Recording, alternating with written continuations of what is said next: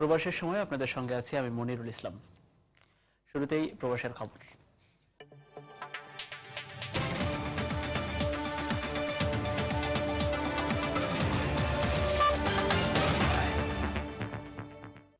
বাংলাদেশের অর্থনৈতিক ও সামাজিক খাতে বর্তমান মহাজোট সরকারের উন্নয়ন প্রচেষ্টার প্রশংসা করেছে ব্রিটেন। ব্রিটেন সফররত প্রধানমন্ত্রী শেখ হাসিনার সাথে বৃহস্পতিবার দেখা করতে এসে ব্রিটিশ পররাষ্ট্রমন্ত্রী উইলিয়াম হেগ সরকারের উন্নয়নের প্রশংসা করেন। এ সময় বাংলাদেশের জাতীয় নির্বাচন, সংলাপ, পোশাক শিল্প সহ বিভিন্ন বিষয়ে আলোচনা করেন তারা।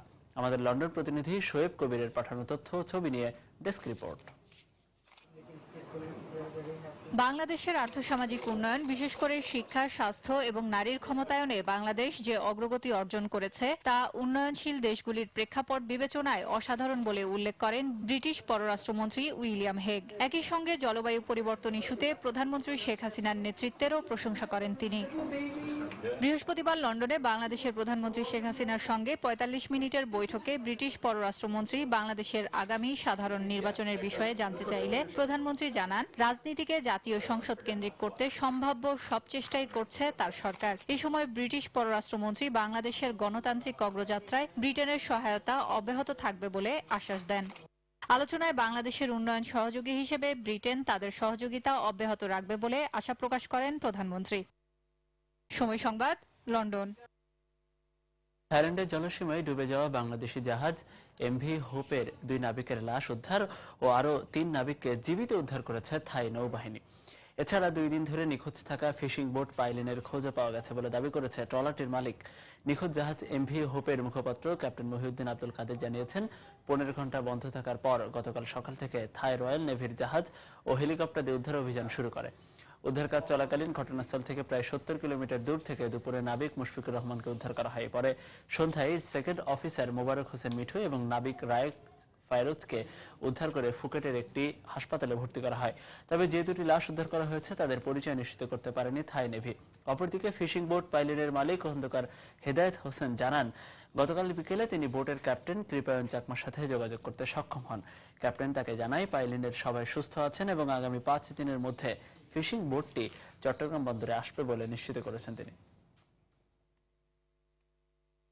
এবারে দেশের খবর। রাত পোহালেই ভোট গ্রহণ গাজীপুরে। নির্বাচনের কয়েক ঘন্টা আগেই 18 দলীয় জোট সমর্থিত মেয়র প্রার্থী এম এ মান্নানের সংবাদ সম্মেলনকে নির্বাচনী আচরণবিধির লঙ্ঘন বলে উল্লেখ করেছেন রিটার্নিং কর্মকর্তা। গতকাল বিকেলে গাজীপুরে তিনি তার নিজ কার্যালয়ে সাংবাদিকদের সঙ্গে কথা বলেন। নির্বাচন প্রক্রিয়ার ফলাফলগুলো 3-4টি প্রক্রিয়ার মধ্যে সম্পন্ন হয়। এটা বুঝতে হবে যে প্রথমেই কেন্দ্রে গণনা করা হয়। যেমন উনি একটা কথা বলেছেন, মেয়রটা প্রথমে গণনা করতে হবে।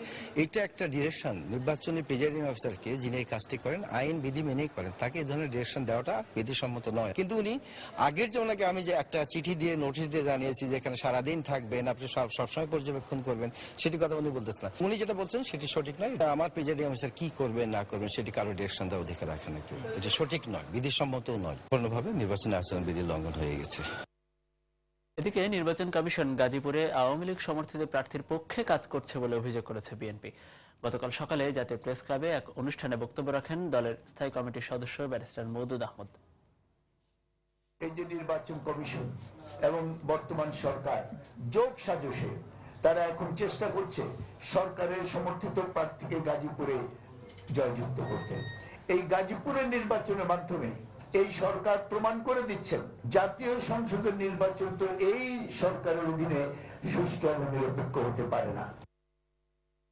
অন্যদিকে আওয়ামী লীগের উপদেষ্টা মণ্ডলীর সদস্য তোফায়েল আহমেদ বলেছেন, সিটি নির্বাচনে 14 দল সমর্থিত প্রার্থীর জয়ের সম্ভাবনা দেখেই নির্বাচনকে বিতর্কিত করতে উঠে পড়ে লেগেছে বিরোধী দল। তবে তিনি বলেছেন, তার দল এমন কিছু করবে না যাতে অতীতের অবাধ ও সুষ্ঠু নির্বাচনগুলো কলুষিত হয়। গতকাল বিকেলে ধানমন্ডিতে দলীয় সভানেত্রীর কার্যালয়ে সংবাদ সম্মেলনে তিনি বক্তব্য রাখেন। যখনই আপনারা দেখেছেন যে আওয়ামী লীগের প্রার্থীর বিজয়ের সম্ভাবনা আছে, তখনই আপনারা অহেতুক এই নির্বাচনটাকে বিতর্কিত করে আপনারা জনমনে একটা বিতর্ক সৃষ্টি করতে চাইছেন। এই নির্বাচন কমিশন যদি আজ্ঞাবহ হতো, দলীয় হতো, তাহলে তো আমরা 4টা সিটি কর্পোরেশন দরকার নিয়ে নিতে পারতাম। যতই আপনারা কারচুপির অভিযোগ উত্থাপন করে তত্ত্বাবধায়ক সরকার চান, এটা আপনারা পাবেন না। কারণ আগামী নির্বাচন সংবিধান অনুসারেই হবে। চার সিটি কর্পোরেশন নির্বাচন সহ সাম্প্রতিক সময়ে স্থানীয় নির্বাচনের কোনোটি প্রশ্নবিদ্ধ হয় নাই, তাই আগামী জাতীয় নির্বাচন অন্তর্বর্তীকালীন সরকারের অধীনেই হবে বলে জানিয়েছেন আইন প্রতিমন্ত্রী অ্যাডভোকেট কামরুল ইসলাম।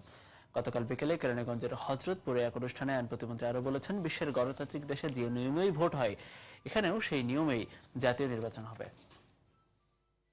এই পর্যন্ত কোন নির্বাচনে আমরা মেকানিজম করছি, কোন চুরি করছি বা কোন রকম আমরা নির্বাচনে কোন রকম প্রস্তাবিত নির্বাচন করছি করি নাই, এবং ইনশাআল্লাহ আগামীকালকে নির্বাচনে কোন প্রস্তাবিত নির্বাচন আমরা করতে চাই না। ফেয়ার ইলেকশন আমরা করবো ইনশাআল্লাহ আগামী দিনে। গণতান্ত্রিক দেশগুলোতে যেই নিয়ম, সেই নিয়মে বাংলাদেশের সংবিধানের ভিত্তিতে সংবিধান সম্মতভাবে বাংলাদেশে আগামী নির্বাচন হবে, এবং সেই নির্বাচনে আমি বিশ্বাস করি আপনারা সেই নির্বাচনে অংশগ্রহণ করবেন। নির্বাচিত সরকারের বিকল্প কোন সময় অনির্বাচিত সরকার হতে পারে না।